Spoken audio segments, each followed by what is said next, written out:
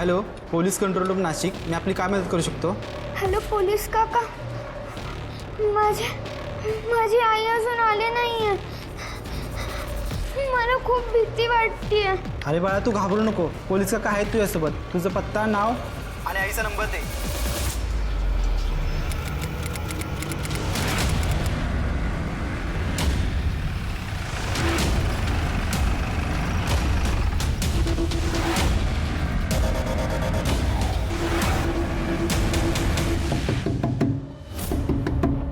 परी परी, आम्ही पोलीस काका आलोत. घाबरू नकोस, दार उघड. तू फोन केला होतास ना आम्हाला. परी,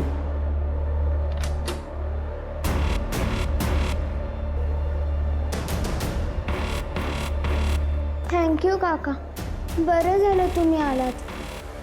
आई येईल हा? ये बेटा, बस. तुम्हाला सांग, आई एरवी कधी येते, किती वाजता? 6:30-7 पर्यंत येते. ओके. आई कुठं काम करते?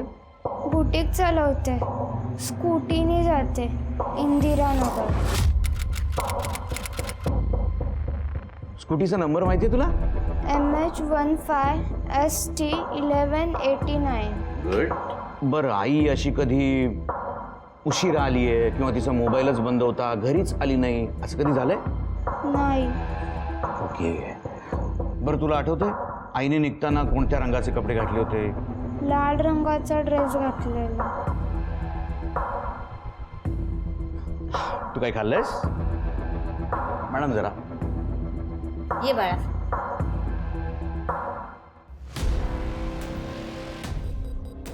यांच्या घरापासून ते इंदिरानगरपर्यंतचे सगळे हॉस्पिटल्स, क्लिनिक्स चेक करा. काही ॲक्सिडेंटची केस वगैरे झाली असेल तर कोणी ॲडमिट केला असू शकतं. आणि आपल्या पेट्रोलिंग टीमला अलर्ट करा. त्यांच्याकडे हा नंबर पाठवून द्या स्कूटीचा. आणि ही स्कूटी कुठे सापडते का बघायला सांगा. इमिजिएट. सर.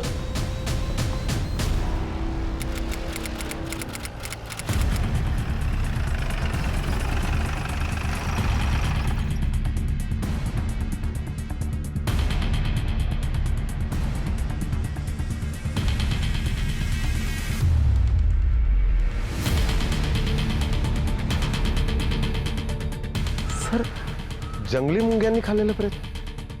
सर, अर्ध्यापेक्षा जास्त डेड बॉडी जंगली मुंग्यांनी खाऊन टाकली आहे आणि चेहरा तर जवळपास नष्टच केलाय. डेड बॉडीची ओळख कशी पटणार? नमस्कार, मी अभिजित खांडकेकर तुम्हा सगळ्यांचं स्वागत करतो. आजच्या भागात आपण पाहत आहात क्रिमिनल्स, चाहूल गुन्हेगारांची. भीती हा मानवी मनाचा स्थायी भाव आहे. आपल्याला काहीतरी शारीरिक किंवा मानसिक इजा होईल, आपल्या बाबतीत काहीतरी घातपात होईल किंवा आपण चुकीचं वागलो तर आपल्याला काहीतरी शिक्षा होईल, या आणि अशा अनेक भीतींपोटीच माणूस नियम पाळण्याचे आणि योग्य मार्गावर चालण्याचे प्रयत्न करत असतो. आजची ही गोष्ट अशाच एका दुर्दैवी आई आणि मुलीची आहे. लोकांची विवेकबुद्धी क्षीण झाली आणि आपण केलेल्या कामांच्या परिणामांची भीती सुद्धा त्यांच्या मनातून एकदाची नाहीशी झाली की त्यांच्या आजूबाजूच्या लोकांचं आयुष्य असुरक्षित होतं, प्रसंगी जीवावरही बेततं. या आई आणि मुलीच्या बाबतीमध्ये असं नेमकं काय घडलं होतं की त्यांना गुन्हेगारांची चाहूल लागूनही, त्यांच्यापासून त्यांनी सावध होण्याचा प्रयत्न करूनही त्यांच्या आयुष्याची राख रांगोळी झाली.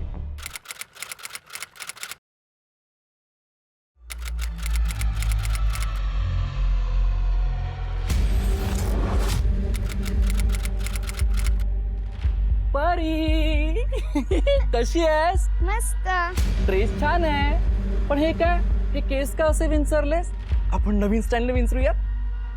थांबा, आपण याचं मस्त असं बन काढूया. हा,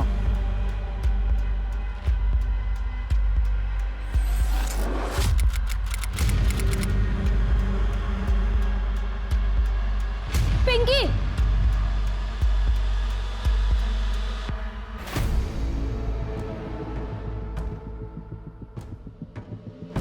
किती वेळा सांगितलं तुला परीपासून लांब राहायचं म्हणून? नमिता ताई, अगं आम्ही बेस्ट फ्रेंड्स आहोत म्हणून आम्ही गप्पा मारत होतो. हो ना ग परी? ए, उगाच नाती जोडू नकोस. निघ इथून. खबरदार, पुन्हा परीच्या आसपास दिसलीस तर. हे, तुला तरी माहित आहे का तू कोण आहेस ते? हे गप्पा मारायच्या नावाखाली काय प्रकार चालतात ना ते मला चांगलं माहितीये. नमिता ताई तुम्हाला निघ.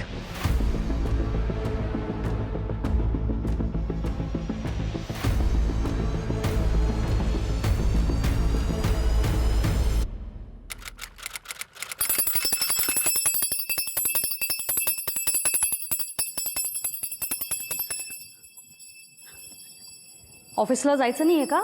हे घ्या. हां ठेव.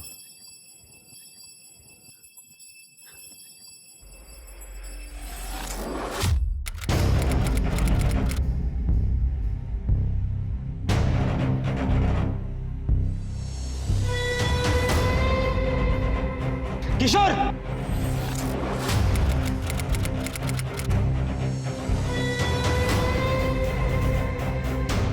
किशोर काय झालं दादा? काय हो अरे काय करतोस? तुला 1000 वेळा सांगितलंय नको त्या गोष्टीत खर्च करायचा नाही. हे काय अरे संग्राम काय करतोस? का हात उगारतोस त्याच्यावर?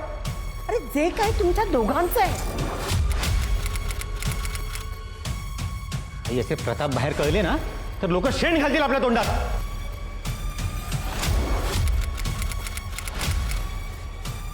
तुला स्वतःच्या इज्जत अब्रूची पडलेली नाहीये. निदान घरादाराचा विचार कर. कोणत्या घरात जन्माला आलायस आणि काय करतोयस? बघ तू शांत हो. मी त्याला समजावते. तुला निघायला उशीर होतो ना ऑफिसला. डबा दे ग त्याला.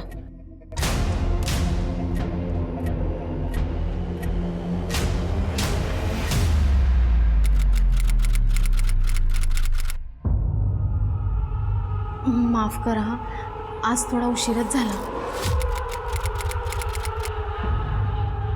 अगं हो पण तू अशी आजारी का दिसतेस? नेहमीच हो. मूल व्हावं म्हणून कुठल्या तरी बाबाकडे जाऊन जडीबुटी घेऊन आले. त्यांना सांगितलं असल्या गोष्टींच्या नादी लागू नका, तरी सुद्धा त्यांनी माझ्यावर हात उचलला. तो रस घेतल्यानंतरच मी आजारी पडले.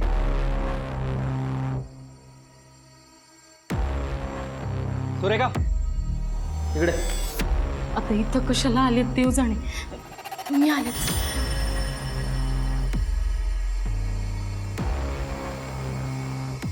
काय झालं? सुरेखा जरा पैशाचं काम होतं, 1000 रुपये हवे होते. मालकिनीला मागून दे ना. अहो गेल्याच आठवड्यात घेऊन गेलात ना. आता नाही मिळणार पैसे. नाही म्हणून सांगते. सुरेश लाज नाही वाटत बायकोच्या अंगावर हात उचलायला? ही आली आहे अक्कल शिकवायला मला. बिना नवऱ्याची बायको. तुझ्यासारख्या बिन नवऱ्याच्या बायका ना. सुरेश बाई माणसाचा मार खात नसतो आपण. तुला सोडणार नाही. तू बघच आता.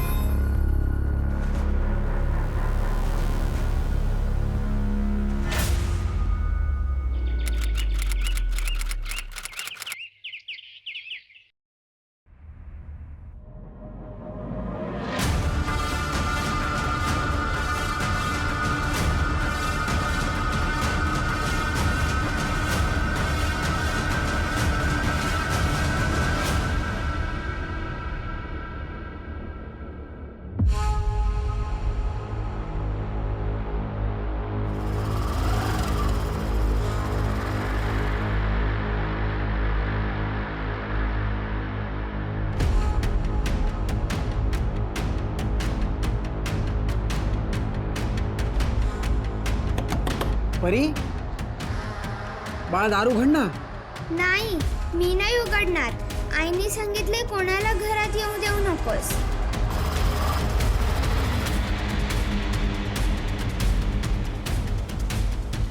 अगं बाळा मग तू बाहेर ये ना. आपण छान गप्पा मारूया, मस्ती करूया.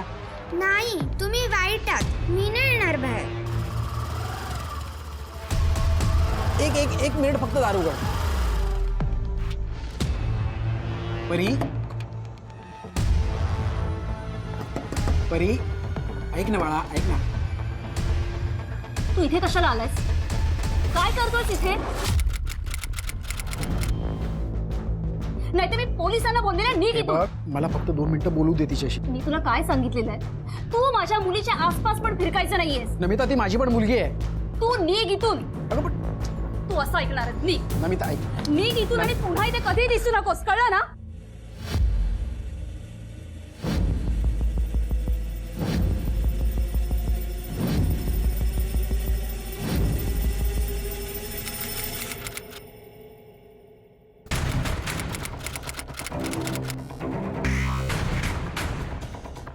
सर पहिल्यांदा असं जंगली मुंग्यांनी खाल्लेलं प्रेत मी बघतोय.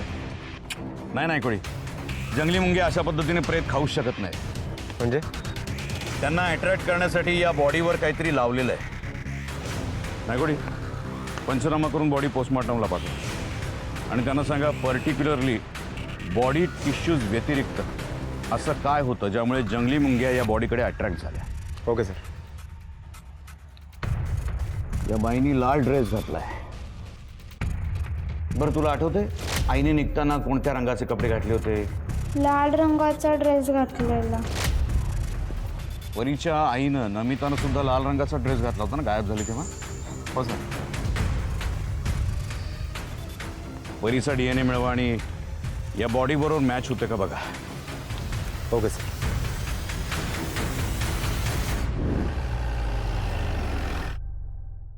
परी. मानसी मावशी. सर मी मानसी, नमिताची बालमैत्रीण. आम्ही एकत्र बुटीक चालवतो. हे माझे मिस्टर संग्राम. हिची आई यापूर्वी असं कधी वागली आहे म्हणजे मोबाईल बंद करून गायब झाली और? सर असं काहीच नाही, पण काहीतरी गडबड वाटतीये. कारण परीला असं ती एकटी सोडून जाणार नाही सर. सर प्लीज तिला शोधून काढा आणि ती सापडत नाही तोपर्यंत आम्ही परीला आमच्याबरोबर. परी तुला तुझ्या मावशी बरोबर जायला आवडेल का बाल संगोपन केंद्रात? मानसी मावशीकडे. ठीक आहे रिकामी सगळ्या फॉर्मॅलिटीज पूर्ण करा आणि मग ह्यांना जाऊ द्या. ये पर.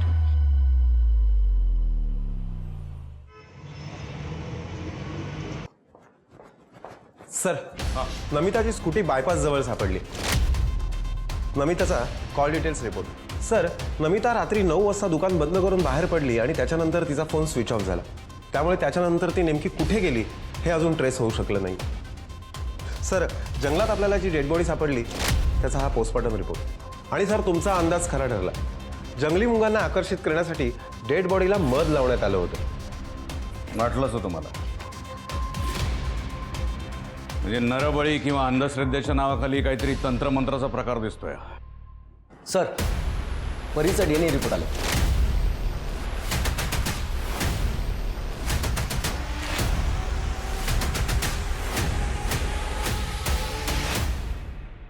जंगलात सापडलेलं प्रेत नमिताचंच आहे हे लक्षात आल्यानंतर तपासाला एक निश्चित दिशा आली. खासगी आयुष्यातल्या व्यावसायिक जीवनातल्या संभाव्य शत्रूंच्या बरोबरीनंच अंधश्रद्धेपोटी एखाद्या त्रयस्थानही अशी क्रूर हत्या केल्याचं शक्य होतं. काका सापडली काय? परी तू एक स्ट्रॉंग मुलगी आहेस की नाही? आई म्हणते ना तू खूप स्ट्रॉंग आहेस म्हणून. हा आहेस ना? मग मी आता जे सांगणार आहे ते खूप स्ट्रॉंग मनाने ऐकायचं. हा तुझी आई आता परत नाही येणार आहे बेटा. ती देवाघरी गेली. नाही नाही तुम्ही खोटं बोलताय. मावशी मावशी मला आईला भेटायचंय.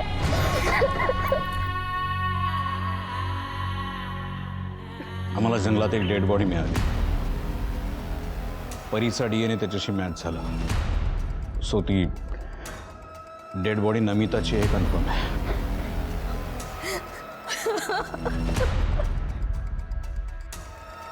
पटेल मॅडम मला आईला भेटायचंय. ये बाळा शांत. मला आईला भेटायचंय. शांत रडू नको. आम्हाला थोडी माहिती हवी आहे. नमिताचं कोणाशी भांडण झालं होतं किंवा तिचं कोणाशी वैर होतं, काही असेल, कोर्ट केसेस असतील, पर्सनल मॅटर असेल, कशावर नाही, तुम्हाला काय आठवतंय?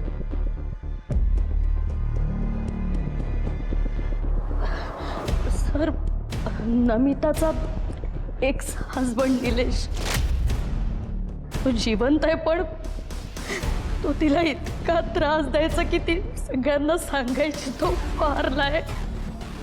तो तिचं पाठलाग कर तिच्या घरापर्यंत पण जायचा. सर, आणखीन कोणी? आमच्या दुकानात काम करणाऱ्या सुरेखाचा नवरा सुरेश कुठल्या तरी तांत्रिकाच्या नादाला लागून तिला खूप त्रास द्यायचा. सर, म्हणून नमिताने त्याला समज दिली होती. बरं, अजून कोणी?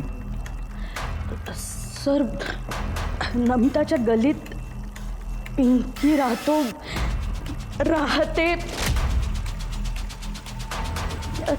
त्याला परीशी मैत्री करायची होती म्हणून सारखा घरी यायचा. म्हणून नमिताने चांगलीच समज दिली होती त्याला 2-3 वेळा. हे तुला तरी माहित आहे का तू कोण आहेस ते?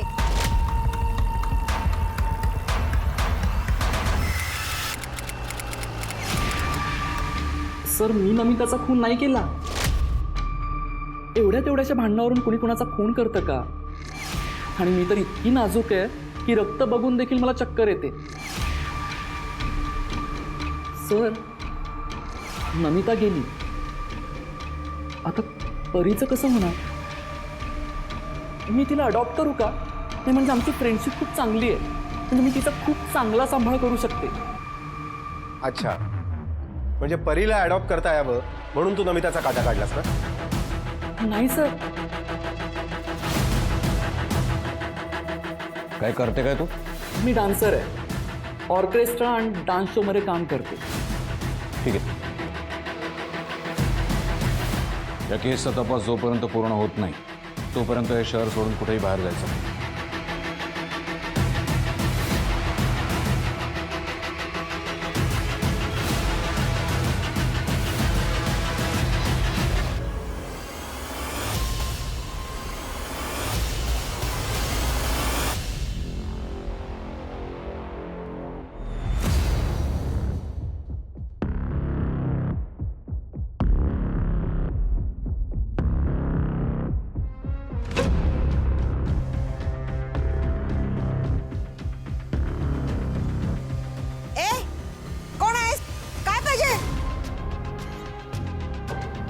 ते 120 सदाशिव हाऊस.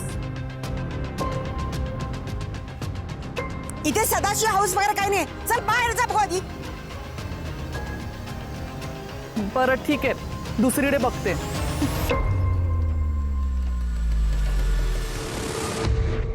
परी, चल खाऊन घे काहीतरी. परी,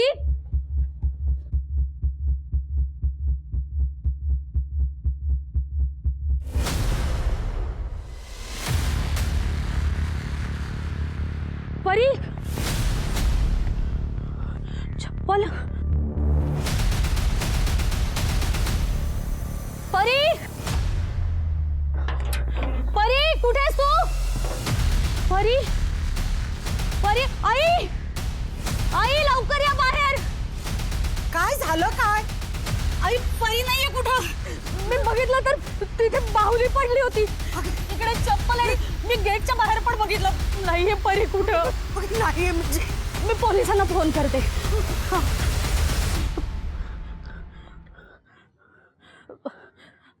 हॅलो, हॅलो, पोलीस स्टेशन.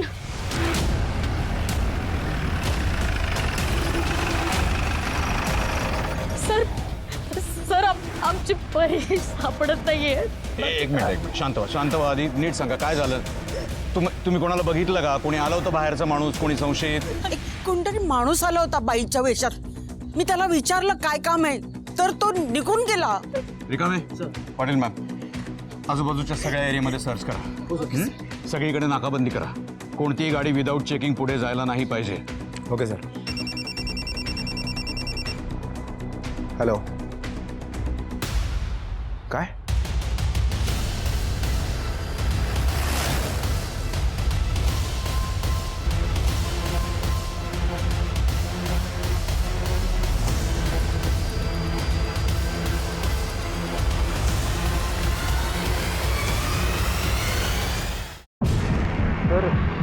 या बॉडीचा सुद्धा बराचसा भाग जंगली मुंग्यांनी खाल्लाय. सर नमिताच्या सुद्धा डेड बॉडीची अशाच पद्धतीने विल्हेवाट लावण्याचा प्रयत्न केला गेला होता. तिच्या डेड बॉडीला मध लावण्यात आला होता. कपडे मुलीचे आहेत म्हणजे डेड बॉडी मुलीची असू शकते. कदाचित हे दोन्ही कोणी एकाच व्यक्तीने केले असू शकतात. ठीक आहे मॅडम, आजूबाजूला सर्च करा, काही संशयास्पद मिळत आहे का. पंचनामा करा आणि बॉडी पोस्टमॉर्टमला पाठवून द्या. ओके.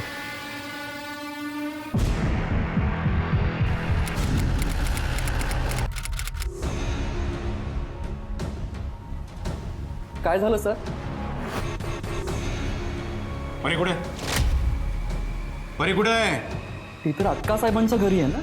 तू तिकडे कशासाठी गेली होतीस? मला तिला भेटावंसं वाटलं म्हणून गेले होते. भेटायला गेले आणि किडनॅप करून घेऊन आलीस का इकडे? नाही सर, मी नाही किडनॅप केलं. आता आठवलं, मी तिकडून निघताना एक माणूस अक्कासाहेबांच्या घराच्या दिशेने जाताना पाहिलाय मी. तोच माणूस नेहमी नमिताच्या घराकडे जातानाही बघितलाय. चेहरा आहे का लक्षात त्याचा? हां. नायकोडी सर, हिच्याकडून सगळी माहिती घ्या त्या माणसाची आणि आपल्या स्केच आर्टिस्टला बोलवून त्याच्याकडून एक स्केच बनवून घ्या इमिजिएट. सर सुरेचा ठाव ठिकाणा लागलाय. चला.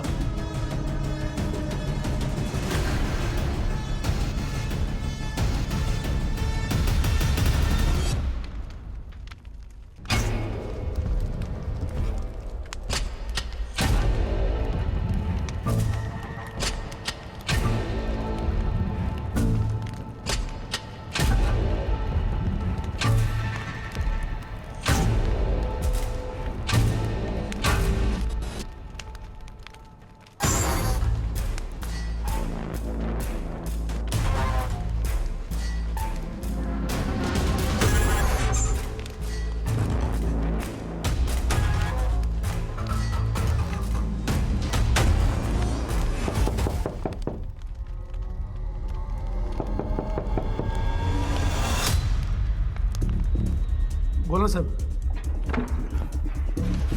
ओ साहेब,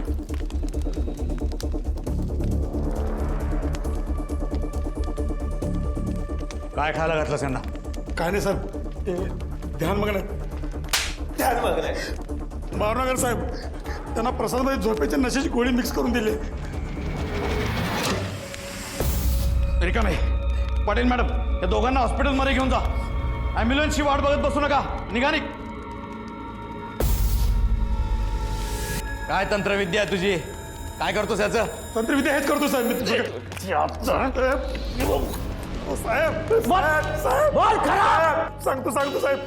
सांगतो साहेब. खरं तर साहेब, माणसांना गुलाम बनवण्यापेक्षा भक्त बनवणं खूप सोपं आहे साहेब. आणि मुळात तंत्रविद्या हे सगळं थोतांड आहे. घाबरट लोक याला फसतात आणि मुलं होत नसतील तर मी त्यांना प्रसादामध्ये मी झोपेची गोळी मिक्स करून देतो आणि संधीचा फायदा घेऊन मी त्यांच्या सगळं संग करतो. आणि काही दिवसापासून या दोघांना मी इथंच ध्यान पूजा करून घेतोय. मध्ये सर एवढा मत कशासाठी लागतो रे? मुलं होईल म्हणून या मधाचा उपयोग मी वेगवेगळ्या प्रकारे या तंत्रोपयोगासाठी करतोय. लोकांना मारून त्यांच्या प्रेतावर तू मध थापतो आणि जंगलात फेकून देतो. ही तुझी तंत्रविद्या काय रे? नाही साहेब. नमिताला ओळखतो का? कोण नमिता साहेब? उचला याला, घेऊन चला.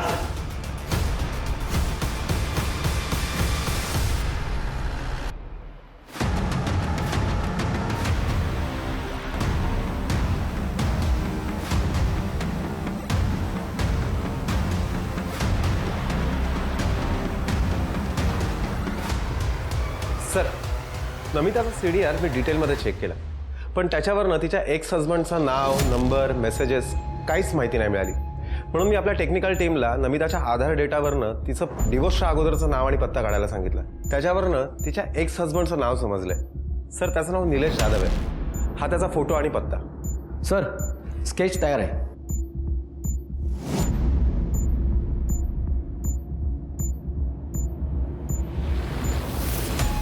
बघू.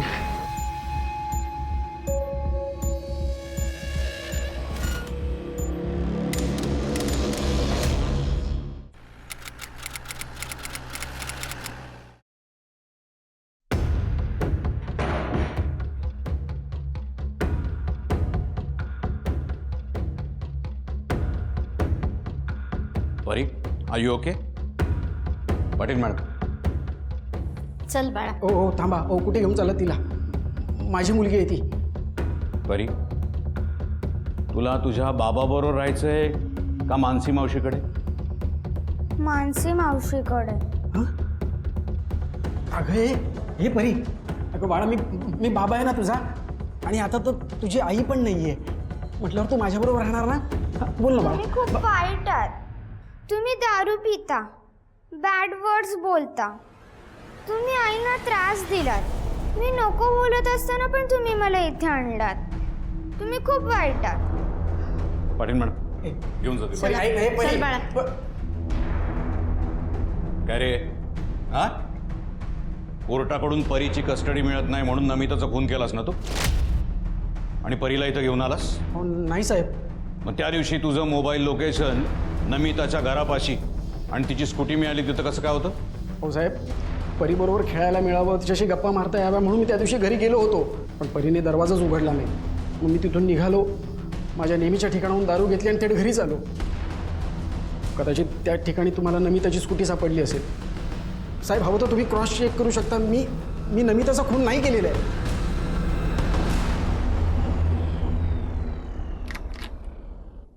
मावशी. परी,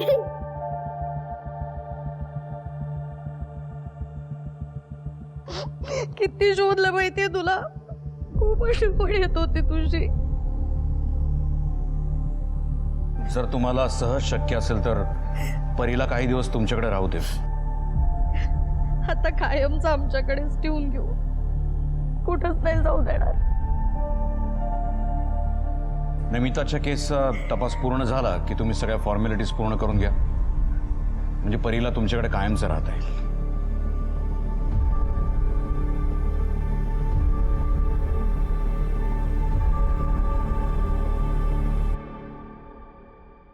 हो पाठवून दे. हो लगेच. सर, जंगलामध्ये आपल्याला जी दुसरी डेड बॉडी सापडली होती त्याचा पोस्टमॉर्टम रिपोर्ट आलाय.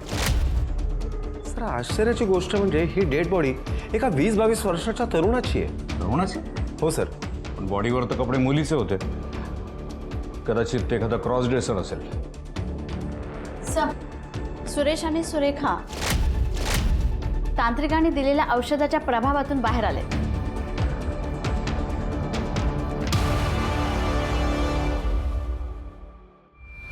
पोरगं पाहिजे म्हणून त्या मांत्रिकाचं ऐकलंस आणि नमिताचा खून करून तिची बॉडी मध लावून जंगलात फेकलीस ना? खरं की नाही? बोल, खरं की नाही? सर, मी खरंच सांगतो, मी काही नाही केलं साहेब. मी खरं सांगतोय. ऐकून घ्यायला सर, मी खरं काहीच नाही केलं साहेब. मी खरं सांगतोय. नमिता ज्या दिवशी गायब झाली त्या दिवशी तुम्ही आणि नमिता दोघीच दुकानात होता, कारण मानसी माहेरी गेली होती. दुकानाबाहेर जाताना नमिता तुमच्याशी काय बोलली होती? तिने सांगितलं होतं ती कुठे जातीये, कोणाला भेटायला चालली आहे? ती काही टेन्शनमध्ये होती? हां, नाही साहेब, त्या दिवशी तर नमिताताई खूपच खुश होत्या.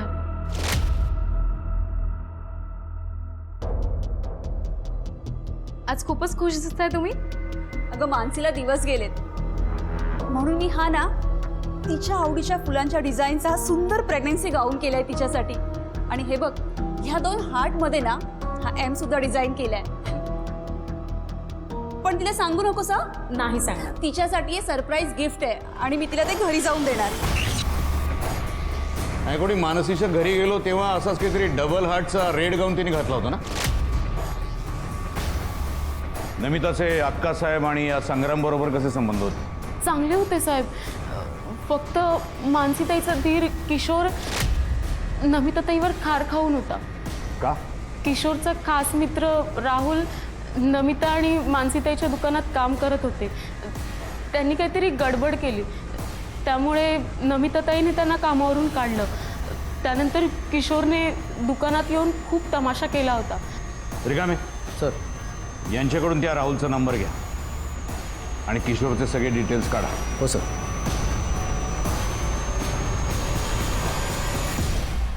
तपासाला एक वेगळीच कलाटणी मिळाली.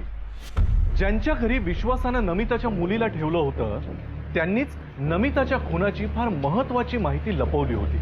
आधीच गुंतागुंतीची असलेली ही केस जंगलात सापडलेल्या दुसऱ्या प्रेताची ओळख अद्यापही न पटल्यामुळे आणि आता ही नवीन माहिती मिळाल्यामुळे अजून गुंतागुंतीची झाली. कोण खरं बोलतंय, कोण खोटं बोलतंय, कोण गोष्टी लपवतंय आणि कोण पोलिसांसमोर मुद्दामहून काही गोष्टी समोर आणण्याचा प्रयत्न करतंय, या सगळ्याचा उलगडा होणार होता आणि पोलिसांसमोर येणार होतं एक धक्कादायक वास्तव.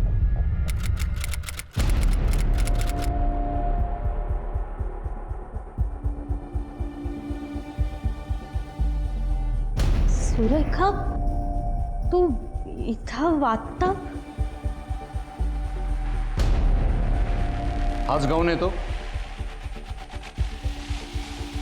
हो साहेब. तुम्ही बाहेर थांबा. नमिताने स्वतःच्या हाताने तयार केलेला हा गाऊन तुम्हाला गिफ्ट दिला होता ना? नाही सर, मी माहेरून आल्यावर मला हा कपाटातच मिळाला. मला वाटलं ह्यांनीच गिफ्ट केलं. नमिता दुकानाबाहेर गायब नाही झाली. ती इथं आली होती हा गाऊन घेऊन आणि त्याच्यानंतर ती गायब झाली. एवढी महत्वाची इन्फॉर्मेशन तुम्ही आमच्यापासून लपून ठेवली का मॅडम? आली होती ना नमिता इथे? अहो मला काही माहित नाही, मी तर तेव्हा देवळात गेले होते.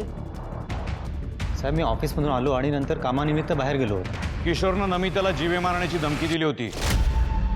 नमिता इथं आल्यानंतर किशोरनंच तिचा खून केला आणि हे सगळं तुम्हाला माहिती आहे. तुम्ही लपवताय, खरं की नाही? अहो काय बोलताय साहेब? अहो किशोर इथे नव्हताच तर तो खून कसा करेल? कुठे गेला तो? साहेब, तो उपचारासाठी बाहेर गावी गेलाय. फोन लावा त्याला. साहेब, फोन नाही लावू शकत. फोन लाव. ठीक आहे, पुढच्या 24 तासाच्या आत त्याच्याबरोबर आमचा व्हिडिओ कॉल अरेंज करा, नाहीतर तुम्हाला तिघांना एका गुन्हेगाराला पाठीशी घालताय म्हणून अटक होईल, लक्षात ठेवा. परी, या घरात सेफ नाही असतो. आमच्या बरोबर चल. मॅडम. सर, परी, हो परी.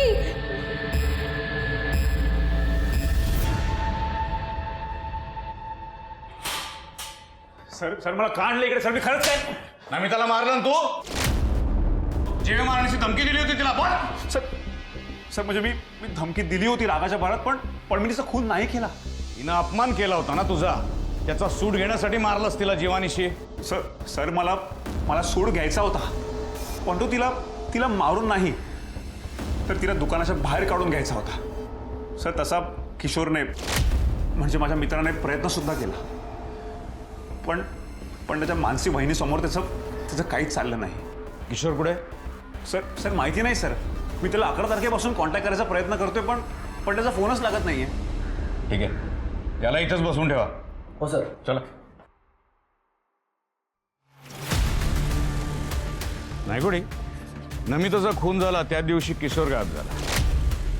आपल्याला जंगलात जी दुसरी डेड बॉडी मिळाली, म्हणजे ती डेड बॉडी या किशोरची असू शकते.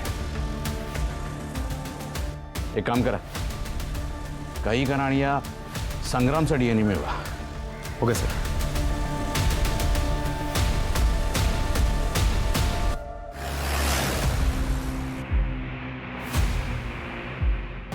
काय झालं? मिस्टर संग्राम, आम्हाला तुमचा DNA सॅम्पल घ्यायचा. DNA? कशाला?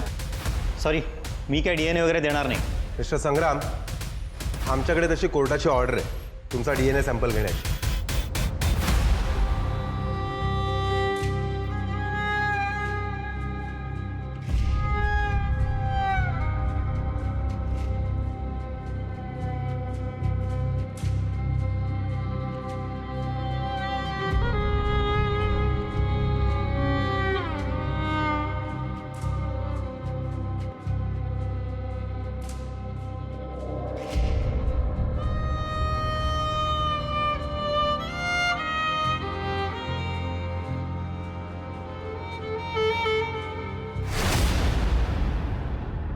सर, संग्रामचा DNA रिपोर्ट आला. जंगलामध्ये जी आपल्याला दुसरी डेड बॉडी सापडली त्याच्या DNAशी संग्रामचा DNA मॅच झालाय. म्हणजे ती डेड बॉडी किशोरचीच आहे. एका दुकानातून मदाच्या 30 बाटल्या विकत घेणाऱ्या माणसाची माहिती मिळाली आणि महत्त्वाचं म्हणजे तोच माणूस गांधी चौकातून नमिताची स्कूटी घेऊन जाताना CCTV मध्ये दिसलाय. हे बघ.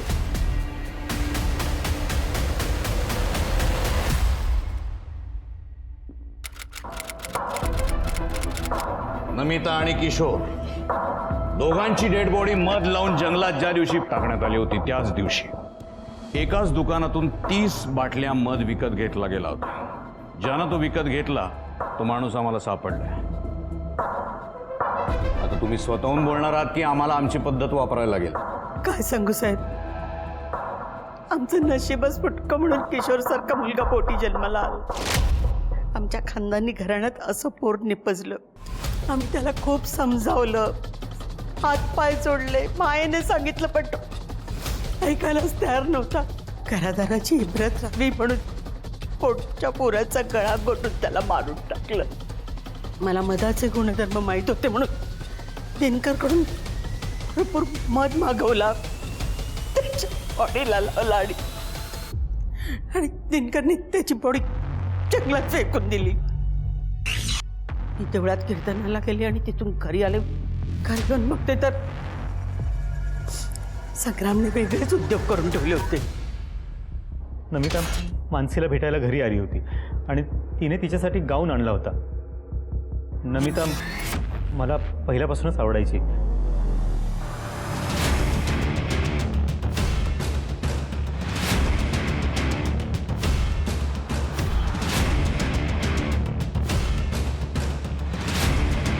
ती पोलिसात जायची भाषा करायला लागली म्हणून मी नमिताचा पण खून केला.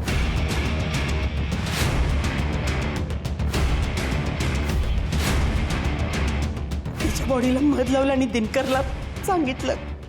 त्यांनी तिची बॉडी जंगलात टाकली.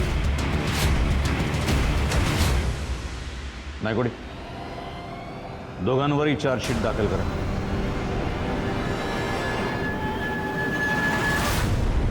इब्रत आणि मान सन्मानाच्या काही भ्रामक कल्पनांपायी अक्कासाहेबांसारखी सुजाण व्यक्ती खुनी बनली.